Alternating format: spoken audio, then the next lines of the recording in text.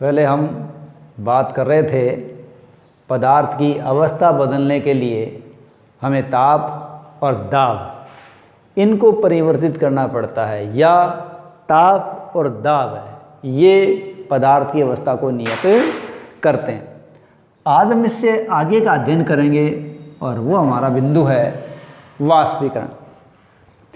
देखिए, क्या पदार्थ की अवस्था बदलने के लिए सदैव उसके ताप या उसके दाब को बदलना जरूरी है? देखो, ऐसा कदापि जरूरी नहीं है। हम थोड़ी सी बात करें, जैसे जल है उसको खुला छोड़ दें तो खुला छोड़ देने पर यह धीरे धीरे धीरे धीरे वाष्प में बदल जाता है। ठीक है, तो हमने ना तो उसको अलग से ताप दिया या ना ही हमने उसको अलग से दाब दिया, खुला छोड़ दिया। खुला छोड़ा हुआ है तो वो वाष्प में बदल गया। इसी प्रकार कपड़े हैं वो बाहर पड़े पड़े सूख जाते हैं। तो ये ऐसा होता क्यों है? देखिए, ऐसा इसलिए होता है कि जो पदार्थ है उसके कणों के बीच हमेशा गति होती है, यानी पदार्थ का कण हमेशा गतिशील होता है, वो रुकता नहीं है। और एक निश्चित ताप पर, चाहे वो गैस है, चाहे वो द्रव है, चाहे वो ठोस है, उसके कणों में विभिन्न मात्रा में गतिज ऊर्जा होती है और अपनी इस गतिज ऊर्जा के कारण वो गति करते रहते हैं। ठीक है, और ये गतिज ऊर्जा जब हम द्रव की सतह पर बात करें, द्रव है उसकी सतह पर स्थित जो कण है वो कुछ अंशों में इतनी ज़्यादा ऊर्जा ले लेते हैं कि वो उनकी गति ऊर्जा बढ़ जाती है। और जब उनकी गति ऊर्जा सतह के कणों की बढ़ती है तो उनका आकर्षण बल जो एक दूसरे के साथ होता है वो हट जाता है, और जब आकर्षण बल से मुक्त हो जाते हैं तो वो अलग होने लगते हैं। तो क्वथनांक से कम तापमान पर, यहाँ बात आती है क्वथनांक। देखिए, क्वथनांक हमने पहले किया था उबाल बिंदु। कोई द्रव उबलता है तो उसकी भाप बननी शुरू हो जाती है, वो कहलाता है क्वथनांक। तो कोई भी द्रव है, ठीक है, वो क्वथनांक से कम तापमान पर, ठीक है, कोई द्रव क्वथनांक से कम तापमान पर क्या हो जाएगा, वो द्रव से वाष्प में बदल जाता है। इस क्रिया को वाष्पीकरण कहते हैं। किसी द्रव का क्वथनांक से कम तापमान पर द्रव से वाष्प में परिवर्तित होना वाष्पीकरण कहलाता है। अब हम बात करते हैं कि वाष्पीकरण को प्रभावित करने वाले कारक। ठीक है, अब वाष्पीकरण को कौन कौन से कारक है वो प्रभावित करते हैं, इसके लिए क्या करेंगे, हम कुछ एग्जाम्पल लेते हैं। जैसे हम प्रकनली है, उस प्रकनली के अंदर हमने क्या किया, उसमें 5 मिली हमने जल डाल दिया और 5 मिली जल डालकर उसको खिड़की के पास या हमने पंखे के नीचे रख दिया। इसी प्रकार हमने चीनी मिट्टी की प्याली ली, उस प्याली के अंदर भी हमने 5 मिली जल डाल दिया और उसको खिड़की के पास या हमने उसको कहाँ रख दिया, उसको पंखे के नीचे रख दिया।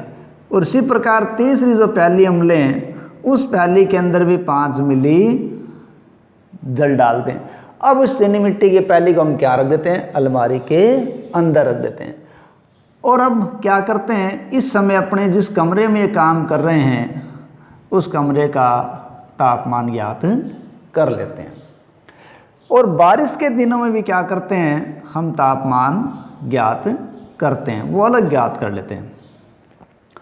अब हम ये नोट करते हैं कि प्रकनली के अंदर जो पानी है, चीनी प्याली के अंदर जो पानी है जो बाहर पंखे या खिड़की के पास रखा है, या प्याली के अंदर जो पानी जो अलमारी के अंदर रखी है, किस में वाष्पीकरण है वो होने में कितना टाइम लगता है। यानी ये मान के चलिए इस पानी का वाष्पीकरण होगा, लेकिन कितना टाइम किस में लगता है। ठीक है, ये प्रभावित करने वाले कारकों पर डिपेंड करेगा कि सबसे पहले वाष्पीकरण किसका होगा। देखो, सबसे पहले पर हम बात करें तो सतह क्षेत्र बढ़ने पर क्या है, सतह क्षेत्र बढ़ने पर। देखो वाष्पीकरण की दर हमेशा सतह का क्षेत्र बढ़ने पर बढ़ जाती है। अब परख नली की तुलना में इनका क्षेत्र ज़्यादा बढ़ा हुआ है, इसलिए इनकी दर इनमें ज़्यादा होगी। क्योंकि ये बंद में है और ये खुले में, तो यहाँ ज़्यादा होगी। ठीक है, तो वाष्पीकरण की दर सतह क्षेत्र बढ़ने पर ज़्यादा बढ़ जाती है।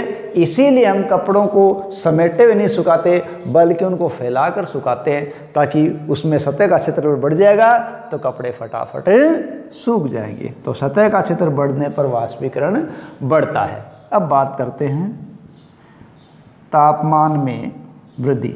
देखो जो पदार्थ है वो तापमान बढ़ता है, ठीक, तो कणों को क्या मिलती है? ऊर्जा मिलती है। इससे उनकी गतिज ऊर्जा बढ़ जाती है। जब उनकी गतिज ऊर्जा बढ़ जाती है तो वो दूर दूर तक चले जाते हैं।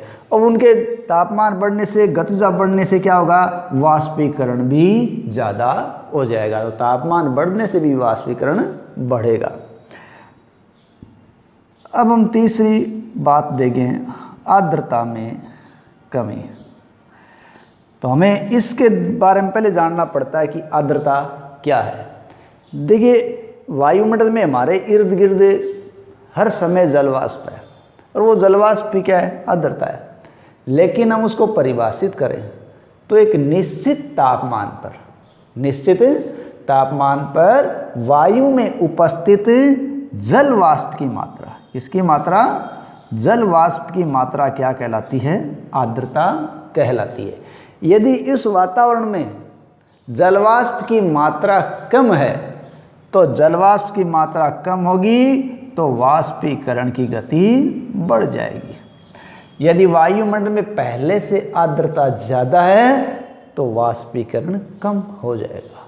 ठीक है, तो आर्द्रता कम होगी तो ही वाष्पीकरण ज़्यादा होगा। ठीक है, जब कपड़े हैं उनको सुखाया जाता है तो वो गर्मियों के दिनों में देखो जल्दी सूख जाते हैं, क्योंकि उन दोनों वायुमंडल में आर्द्रता कम होती है, इसलिए वो जल्दी सूखते हैं। लेकिन सर्दियों में वो देर से सूखते हैं, क्योंकि वायुमंडल में पहले से आर्द्रता अधिक होती है। अब हम बात करते हैं चौथे की, वायु की गति में वृद्धि। देखिए वायु है उसकी गति बढ़ती है, तो बढ़ने के साथ साथ पदार्थ के कणों की गति भी बढ़ती है।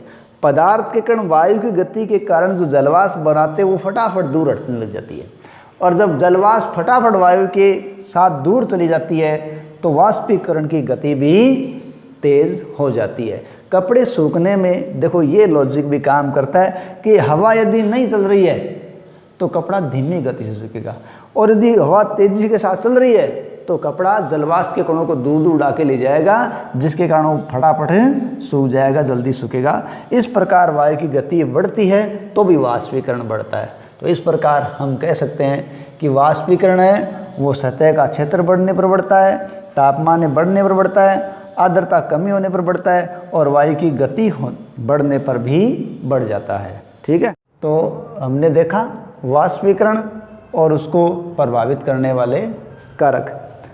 अब देखिए हम देखते हैं वाष्पीकरण के कारण शीतलता कैसे होती है। ठीक है, अगला बिंदु क्या देखेंगे? चलिए यहाँ देख लेते हैं, वाष्पीकरण के कारण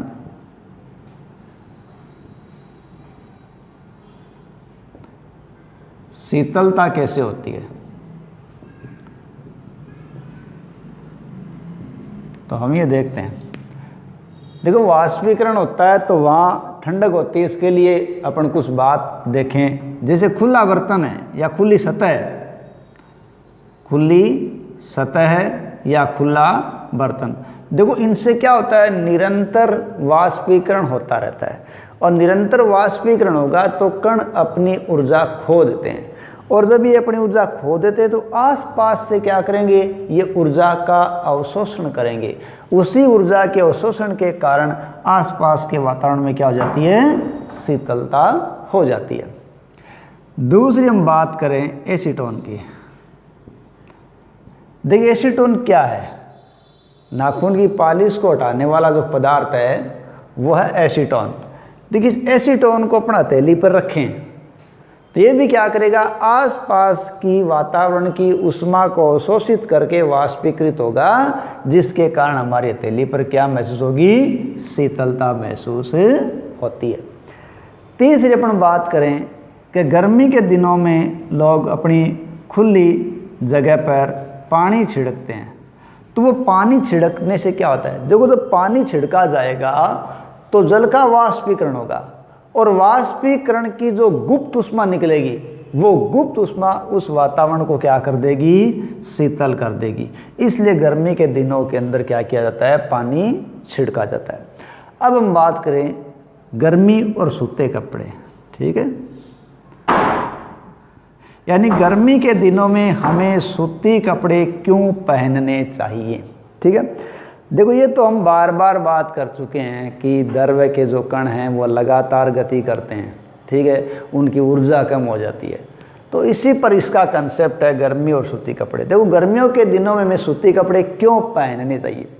देखिए शारीरिक प्रक्रिया के कारण, शारीरिक प्रक्रिया है, अपन काम करते हैं, मेहनत करते हैं, हर किसी प्रकार की शारीरिक क्रिया कारण के तहत गर्मियों में हमें पसीना ज़्यादा आएगा, और गर्मियों में पसीना आएगा तो हमें शीतलता महसूस होगी, ठीक है। क्योंकि वाष्पीकरण के दौरान द्रव्य की जो सतह है, उस सतह के कण हमारे शरीर से या आसपास से ऊर्जा प्राप्त करते हैं।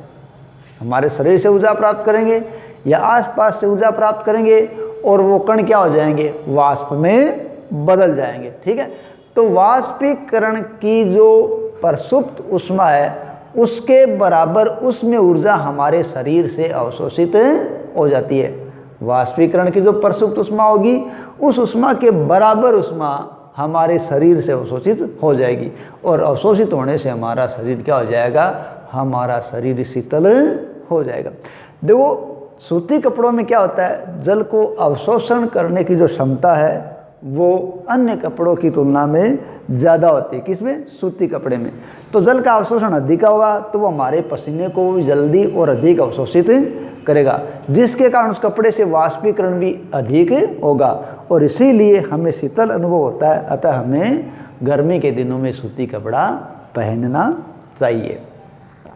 अब हम बात करें, कोई पात्र है जिसमें क्या है, बर्फ़ और उसके बाहर क्या आ गई, जल की बूंदे। यानी कोई भी पात्र हो, उस पात्र में हम बर्फ़ के टुकड़े डाल के रख दें तो उसके चारों ओर क्या हो जाता है, जल की बूंदें आ जाती है। ऐसा क्यों होता है, देखिए ऐसा इसलिए होता है कि बर्फ़ से भरे गिलास में या कोई भी पात्र में बाहरी सतह पर जल की बूंदें आती है। इसका कारण है कि वायुमंडल में जो जलवाष्प की ऊर्जा है वो ठंड को प्राप्त करके पानी में संपर्क में आकर कम हो जाती है।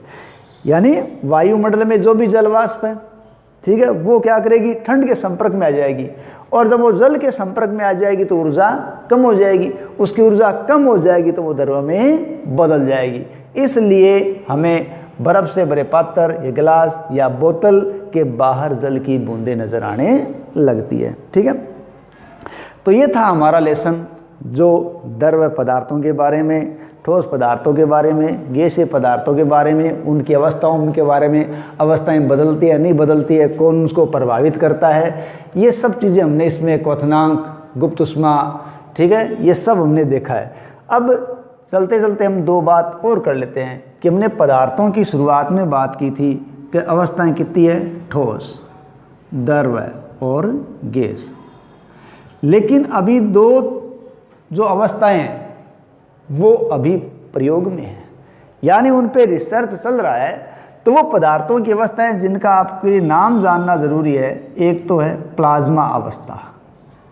क्या है, प्लाज्मा अवस्था, और दूसरी है बोस आइंस्टीन कंडेंसेट। इस प्रकार अब भविष्य में हो सकता है हम कितनी अवस्थाओं के बारे में अध्ययन करें, 5 अवस्थाओं के बारे में अध्ययन करें। नॉर्मली हम कितनी अवस्थाएं बताते हैं, 3, लेकिन अब पदार्थों की 2 नई अवस्थाओं के बारे में पता चल रहा है। कौन सी, प्लाज्मा अवस्था और बोस आइंस्टीन कंडेंसेट अवस्था है, ठीक है। धन्यवाद।